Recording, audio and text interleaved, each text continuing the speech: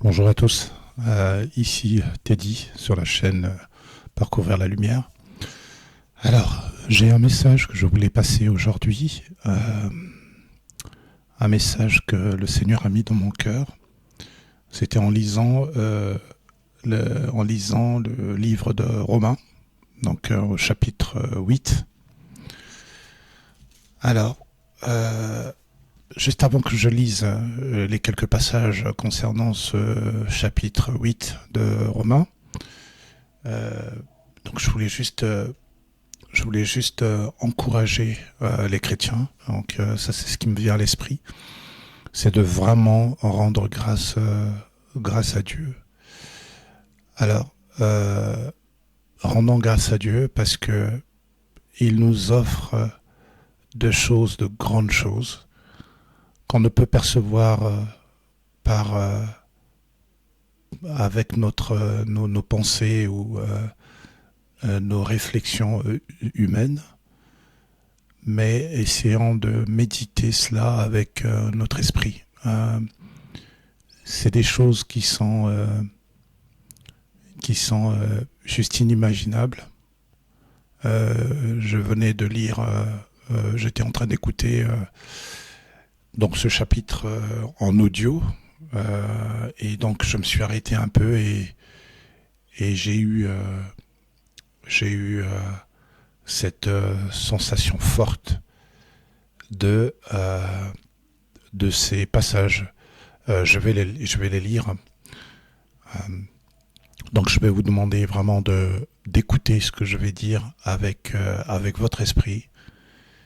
Euh, Parce que nous sommes, je parle pour les chrétiens, même pour ceux qui ne sont pas chrétiens, mais surtout pour les chrétiens, nous ne réalisons pas la marche que nous avons quelquefois avec le Seigneur. Nous sommes tellement happés avec tout ce qui se passe dans le monde, les angoisses de tout ce qui se passe, les,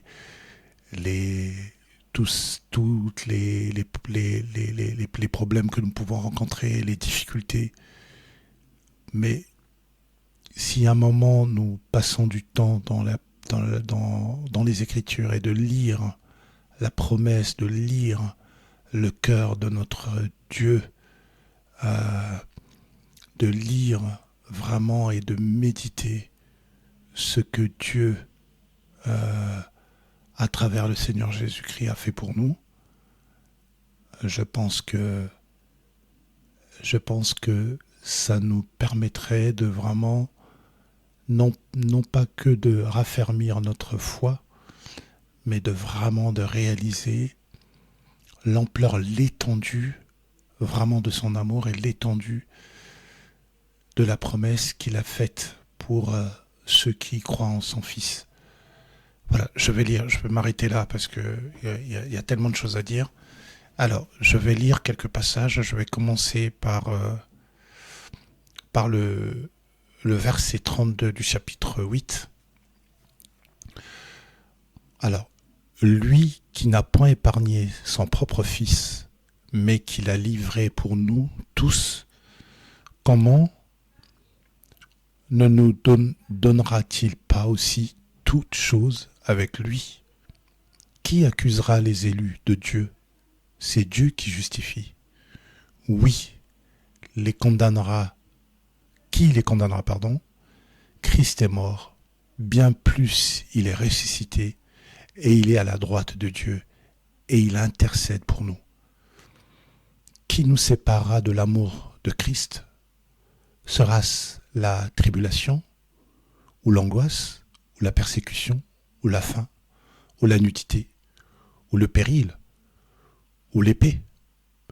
Selon qu'il est écrit, c'est à cause de toi qu'on nous mettra à mort tout le jour, qu'on nous regarde comme des brebis destinées à la boucherie. Mais dans toutes ces choses, nous sommes plus que vainqueurs par celui qui nous a aimés.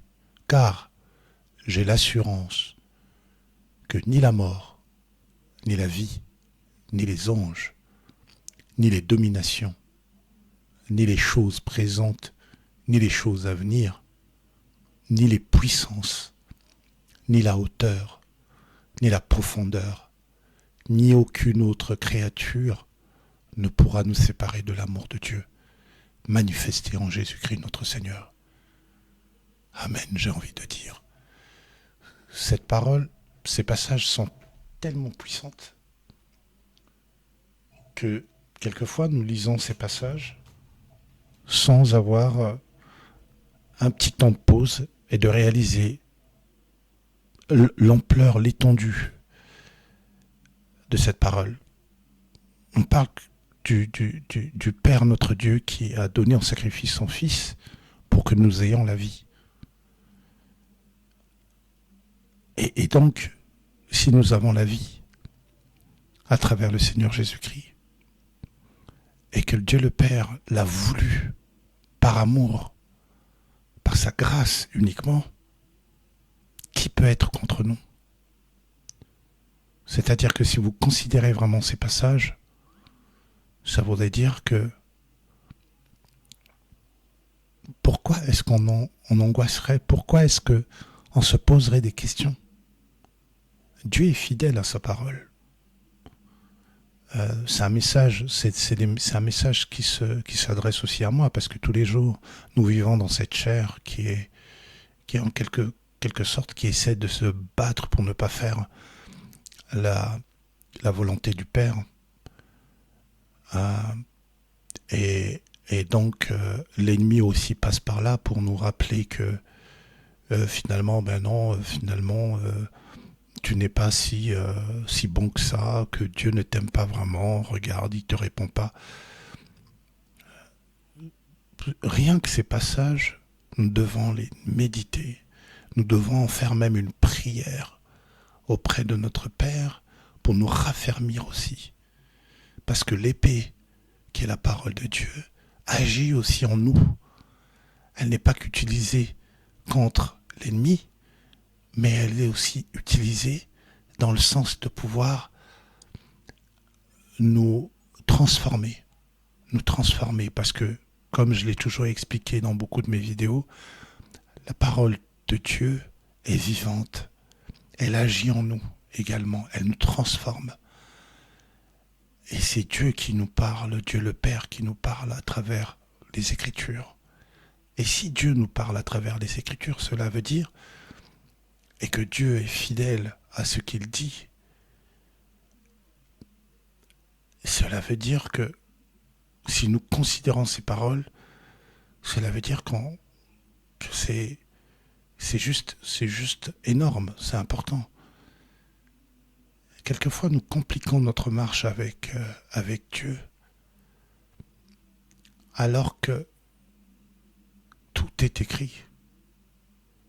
Il suffit simplement de se laisser porter et de croire que rien ne peut nous arriver dès lors que nous avons Dieu avec nous. C'est indiqué. Si Dieu est avec nous, mais qui peut être contre nous? Qui peut être contre nous? Qui peut être contre nous? Et là, c'est dans Romains 9, c'est écrit, ni les anges, ni les puissances, ni les angoisses, ni rien ne peut être contre nous. Ni aucune créature ne peut être contre nous. Rien. Voilà, donc moi c'est un message qu'en tout cas je voulais passer. Ça m'a beaucoup touché quand je me suis posé un peu pour la lire. Ça me touche. Et donc voilà, donc j'espère que ça touche votre âme et que ça amène à beaucoup de chrétiens de réaliser la promesse qu'ils ont. C'est un trésor, c'est un trésor, c'est quelque chose qu'il ne faut pas négliger. Chaque parole, chaque parole, chaque passage que nous lisons, c'est des passages dans la Bible que Dieu veut porter à notre connaissance. Elle agit en tout instant. Voilà, c'est tout ce que j'avais à dire. Je vous souhaite une excellente semaine à tous. Et puis, je vous dis shalom. Et je vous revois, je vous reparle dans quelques temps avec d'autres passages. Merci à tous.